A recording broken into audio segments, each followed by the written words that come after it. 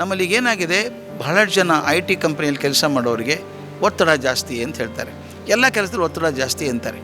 ಮನೆ ಮತ್ತು ಕೆಲಸ ಎರಡನ್ನೂ ಸಮಾಂತರವಾಗಿ ನಿಭಾಯಿಸೋ ಕಷ್ಟ ಆಗ್ತಾಯಿದೆ. ಯಾಕೆ ಗೊತ್ತಾ? ನನ್ನ ಪ್ರಯಾರಿಟಿ ಗೊತ್ತಿಲ್ಲ ಯಾವ್ದು ಮಾಡಬೇಕು ಅಂತ. ಕೆಲವರು ಬರೀ ಕೆಲಸದ ಹಿಂದೆ ಹೋಗಿ ಮನೆ ಬಿಟ್ಟುಬಿಡ್ತಾರೆ, ಕೆಲವು ಬರೀ ಮನೆ ಅಂದ್ಕೊಂಡು ಕೆಲಸ ಕಮ್ಮಿ ಮಾಡ್ಕೋತಾರೆ. ಎರಡೂ ಸರಿಯಲ್ಲ. ಮತ್ತು ಇನ್ನೊಂದು, ಟೈಮ್ ಸಾಲಲ್ಲ ಅನ್ನೋದೊಂದು ನೆಪ. ಅದು ನನ್ನ ಪ್ರಕಾರ ಇಂಗ್ಲೀಷಲ್ಲೊಂದು ಮಾತಿದೆ, busy man is one who has time for everything ಅಂತ. ನನಗೊಬ್ಬರು ಕೇಳಿದ್ರು, ಡಾಕ್ಟರ್ ಭಾಳ ಚಂದ ಬುದ್ಧಿ ಕಲಿಸಿದ್ರು. ಟೈಮೇ ಸಾಯ್ತಾ ಇಲ್ಲ, ನನಗೆ ಪ್ರೆಷರ್ ಆಗ್ತದೆ ಅಂದೆ. ಅವ್ರು ಕೇಳಿದ್ರು, ಪ್ರಧಾನಮಂತ್ರಿಗೆ ಎಷ್ಟು ಟೈಮ್ ಇದೆ ದಿವಸಕ್ಕೆ ಅಂತ ಕೇಳಿದ್ರು. 24. ನಿನಗೆ ಎಷ್ಟಿದೆ? 24 ತಾಸು. ಮತ್ತು 24 ತಾಸು ದೇಶ ನಿಭಾಯಿಸಬೇಕಾದ್ರೆ ನೀನು ಕೆಲಸ ಮಾಡೋಕ್ಕಾಗಲ್ವ ನಿನಗೆ? You don't how to plan. ಮಕ್ಕಳಿಗೆ ಹೇಳಬೇಕಾದದ್ದು, ಪ್ಲ್ಯಾನ್ ಯುವರ್ ವರ್ಕ್.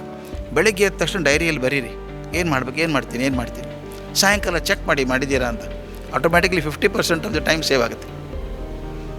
ಈ ನಮ್ಮಲ್ಲಿ ವಯಸ್ಸಿನ ಮಕ್ಕಳಿದ್ದಾರಲ್ಲ, ಹೊರಗಡೆ ಇಂಟ್ರ್ಯಾಕ್ಟ್ ಮಾಡೋಕ್ಕೆ ಮನಸ್ಸಿಲ್ಲ ಅವ್ರಿಗೀಗ. ಒಂದು ಟ್ಯಾಬು, ಮೊಬೈಲು, TV ಕೊಟ್ಬಿಟ್ರೆ ಮನೇಲಿ ನೀವು ಮದುವೆಗೆ ಹೋಗಿ ನಾವು ಬರೋಲ್ಲ ಅಂತಾರೆ. ಅವ್ರು ಬಾಗಿಲು ಹಾಕಿ ಕೂತಿರ್ತಾರೆ. ಹೊರಗೆ ಯಾರು ಗೆಸ್ಟ್ ಬಂದರೂ ಬರೋಲ್ಲ ಮಾತಾಡೋಕೆ ಅವರು. ಇದೊಂದು ದೊಡ್ಡ ಸಂಶೋಧನೆ ಆಗಿದೆ ಇದ್ರ ಬಗ್ಗೆ. ಈ ಮಕ್ಕಳು ನಿರ್ಜೀವ ವಸ್ತುಗಳ ಜೊತೆಗೆ ಸಂಬಂಧ ಪಡ್ಕೋತಿದ್ದಾರೆ. ನಾವು ನಿರ್ಜೀವ ವಸ್ತು ಜಾಸ್ತಿ ಸಂಬಂಧ ಪಡ್ಕೊಂಡಂಗೆ ಜೀವಂತ ವ್ಯಕ್ತಿಗಳ ಸಂಬಂಧ ಕಮ್ಮಿ ಆಗ್ತಾ ಹೋಗುತ್ತೆ. ಭಾಳ ದುರ್ದೈವ ಇದು.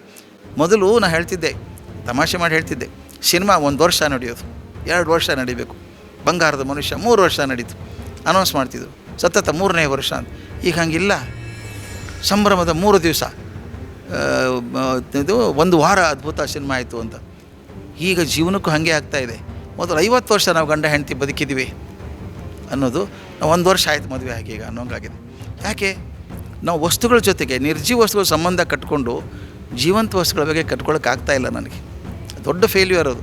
ಸಮಾಜ ವ್ಯವಸ್ಥೆಗೆ ತೊಂದರೆ ಆಗುತ್ತೆ, ಇದರಿಂದ ಸಂಸಾರಕ್ಕೆ ತೊಂದರೆ ಆಗುತ್ತೆ. ಹುಡುಗರು ಹೇಳೋದು ನಾನು, ದಯವಿಟ್ಟು ಹೊರಗಡೆ ಹೋಗಿ ಮನೆ ಬಿಟ್ಟು ನಿಸರ್ಗ ನೋಡಿ.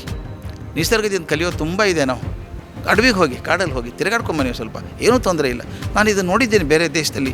ಪ್ಯಾರಿಸಲ್ಲಿ ಒಂದು ಸಲ ನೋಡಿದೆ, 15-20 ಜನ ಹುಡುಗಿಯರು, ಅಲ್ಲಿ 20-40 ಹುಡುಗರು ಬರ್ಮುಡ ಹಾಕ್ಕೊಂಡು, T-ಶರ್ಟ್ ಹಾಕ್ಕೊಂಡು, ಹೆಗಲಿ ಬ್ಯಾಗ್ ಹೊಂಟ್ಬಿಡೋದು, ಬಸ್ ಸ್ಟ್ಯಾಂಡಿಗೆ ಹೋಗೋದು, ಯಾವುದೋ ಬಸ್ ಹತ್ತೋದು, ಲಾಸ್ಟ್ ಸ್ಟಾಪಿಗೆ ಹೋಗ್ಬಿಡೋದು.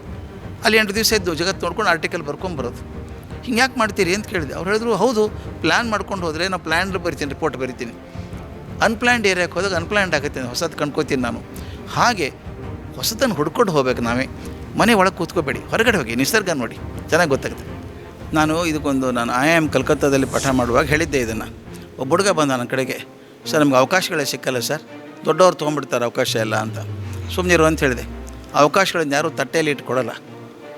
ನೀ ಕಷ್ಟಪಟ್ಟರೆ ಸಿಗ್ತದೆ, ಸಿಗೋಲ್ಲ.